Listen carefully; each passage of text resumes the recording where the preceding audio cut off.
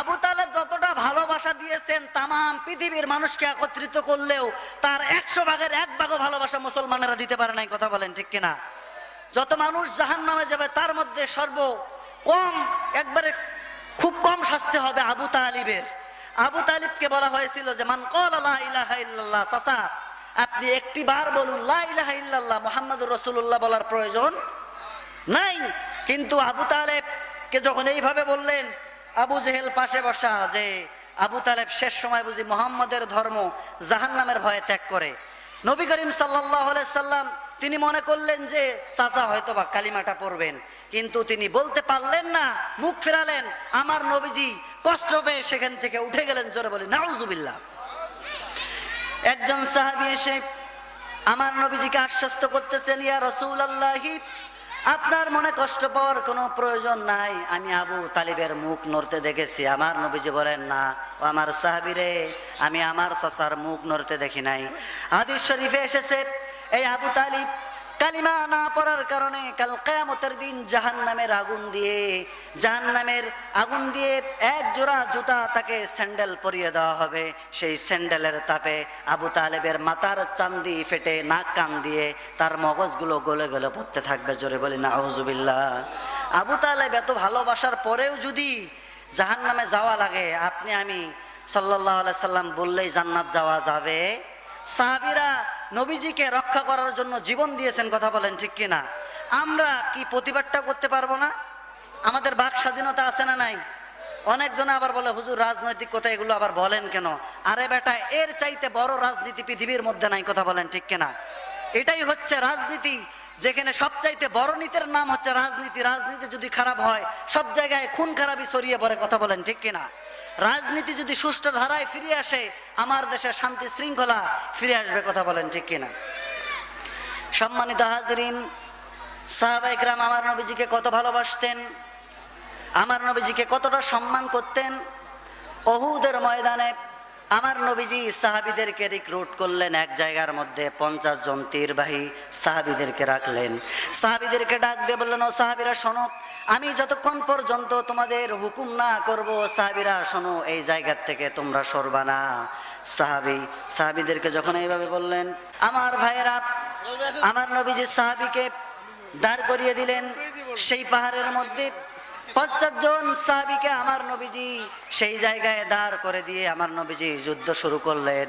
যুদ্ধ শুরু হয়ে গেছে। এক পর্যায়ে যুদ্ধ চলতে চলতে মুসলমানদের জয় জয় ভাব, মুসলমানদের যেন বিজয় হয়ে গেছে। ওই যে 50 জন তীরন্দাজ তীরবাহী ব্যক্তি, তারা মনে করেছে যুদ্ধ শেষ হয়ে গেছে, গনিমতের মাল নেওয়ার জন্য তারা সেই স্থান ত্যাগ করলেন। ত্যাগ করার সঙ্গে সঙ্গে কাফেররা অতর্কিত হামলা চালালো। অতর্কিত হামলা চালাবার তাদের একটি মাত্র উদ্দেশ্য ছিল, আমরা আজকে পৃথিবীতে কাউকে হত্যা করব না, কাউকে হত্যা করতে চাই না। আজকে আমরা আব্দুল্লাহর পুত্র মুহাম্মদকে পৃথিবীর থেকে বিদায় করতে চাই। জোরে বলেন নাউজুবিল্লাহ। এই যখন পরিস্থিতি, সাহাবায়ে কেরাম যখন দেখলেন বেগতি, অবস্থা খুবই খারাপ, তারা এক পর্যায়ে আমার নবীজিকে 10 জন সাহাবী ঘিরে ফেলে দিলেন। ডাক দিয়ে বললেন, ইয়া রাসূলুল্লাহি, আমাদের জীবন চলে যায় যাক, ইয়া রাসূলুল্লাহ, আমাদের জীবন চলে গেলে কোনো ক্ষতি হবে না, শত শত সাহাবী গেলেও সমস্যা নাই, কিন্তু আপনার যদি কোনো ক্ষতি হয়ে যায় ইসলামের অনেক বড় ক্ষতি হয়ে যাবে। সুতরাং ইয়া রাসূলুল্লাহি, আমাদের জীবন থাকা পর্যন্ত আমরা একজন এখান থেকে সরব না। এক পর্যায়ে কাফেররা তীর মারে, একজন সাহাবীর এসে চোখে মারে, চোখে লেগে চোখটি পড়ে যায়, হাতে লাগে, বুকে লাগে। এক পর্যায়ে এরকম করতে করতে 9 জন সাহাবী পৃথিবীর থেকে বিদায় হয়ে গেল। একজন সাহাবী আমার নবীজিকে বুক দিয়ে আঁকড়ে ধরেছেন। আমার নবীজিকে ডাক দিয়ে বললেন, ইয়া রাসূলুল্লাহ, আমার যে সাথী সঙ্গীরা সকলে তো দুনিয়ার থেকে বিদায় হয়ে গেল, ইয়া রাসূলুল্লাহ, আমি আর আপনি একা। ইয়া রাসূলুল্লাহ, যা করে করুক, আমি একাই আপনাকে সেফটি দেব। আমার জীবনে এক ফোঁটা রক্ত থাকা পর্যন্ত আমি আপনাকে কিছু হতে দেব না, ইয়া রাসূলুল্লাহ। বুক দিয়ে আমার নবীজিকে চাপটিয়ে ধরেছেন। এক পর্যায়ে সেই সাহাবীকে তীর এসে লাগে, লাগতে লাগতে দেখা গেল সেই সাহাবীর পিঠের মধ্যে 70টারও অধিক তীর লেগে সেই সাহাবী পৃথিবীর থেকে বিদায় হয়ে গেল। বিদায় হওয়ার সঙ্গে সঙ্গে কাফেররা চিন্তা করলো এই তো উত্তম সুযোগ, দিস ইজ দ্য মোমেন্ট, এটি হচ্ছে উত্তম সুযোগ, এই সুযোগে মোহাম্মদকে আমি পৃথিবীর থেকে বিদায় করে দেব। একজন কাফের বড় একটি পাথর তুলে আমার নবীজির মাথা বরাবর মেরে দিলেন। আমার নবীজির মাথার মধ্যে ছিল লোহার হেলমেট, লোহার হেলমেটের চিকন লোহা আমার নবীজির মাথার মধ্যে ঘেরে গেল, রক্ত ফিনকি দিয়ে বের হয়ে আসলো। আমার নবীজিকে আর একজন কাফের মেরে দিল, তার মুখের মধ্যে লাগলো, চাপার মধ্যে লেগে তার চাপাও রক্ত খনন হতে লাগলো। আরেকজন কাফের লক্ষ্য করে আমার নবীজির মুখ বরাবর মেরে দিল। বিশ্ব নবীজির সুন্দর সামনের দুটি দাঁত জমিনে ঝরে পড়ে গেল। বিশ্ব নবীজির যখন দাঁত পড়ে গেছে, আমার নবীজি জমিনে আর টিকতে পারলেন না, জমিনে মুখ থুবড়ে পড়ে গেলেন। নবীজি সেন্সলেস হয়ে পড়ে আছেন। কাফেররা গুজব ছড়ায় দিল যে কুতিলা মুহাম্মদ, মুহাম্মদ পৃথিবীর থেকে বিদায় হয়েছে, মুহাম্মদকে বিদায় করা হয়েছে। ওমর রাদিয়াল্লাহু তাআলা আনহুর কানের মধ্যে যখন সেই আওয়াজ চলে গেছে, অর্ধ পৃথিবীর প্রেসিডেন্ট আমিরুল মুমিনিন ডাক দিয়ে বলেন যে এই পৃথিবীর মধ্যে নবীজি নাই, এই পৃথিবীতে থাকার আর আমার কোনো ইচ্ছা নাই। জিহাদের ময়দানে গিয়ে আমার জীবনটা আমি শহীদ করে দেবো, আমি আর পৃথিবীতে বাঁচতে চাই না। ওমর রাদিয়াল্লাহু তাআলা আনহু তরবারি নিয়ে যুদ্ধের ময়দানে গেলেন। আরো বেশ কিছু সাহাবী আমার নবীজিকে খুঁজতে লাগলেন, নবীজি কোথায়? উহুদের ময়দান তন্ন তন্ন করে খুঁজে আমার নবীজিকে পাওয়া যাচ্ছে না। এক জায়গায় গিয়ে দেখেন আমার নবীজি জমিনের মধ্যে মুখ থুবড়ে পড়ে আছেন। বিশ্ব নবীজি পড়ে আছেন, থুকা থুকা রক্ত দিয়ে জমিনটা ভরে গেছে।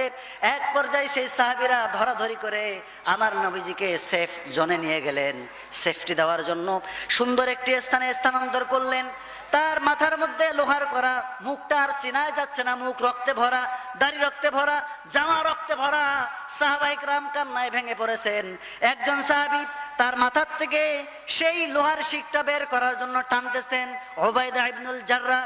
আমার নবীজি যখন মাথার মধ্যে লোহাটা ধরে টানেন তখন নবীজির মাথাও নড়ে।